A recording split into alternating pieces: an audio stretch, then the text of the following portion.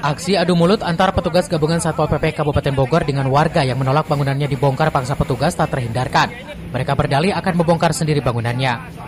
Dengan menggunakan alat berat, petugas tetap membongkar paksa bangunan tersebut. Warga pun hanya bisa pasrah melihat bangunannya tersebut dibongkar petugas.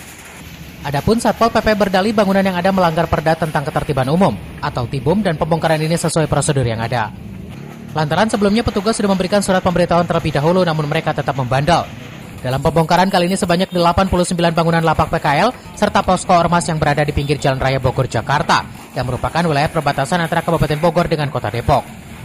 Tadi itu kita melaksanakan pembongkaran dari perbatasan Depok sampai dengan flyover Cibinong.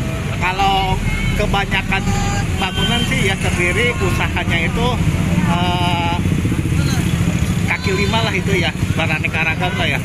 Seperti ada jualan pelek, jualan makanan, ban, terus ada jualan yang lain lagi ya, yang dan lain-lain lah.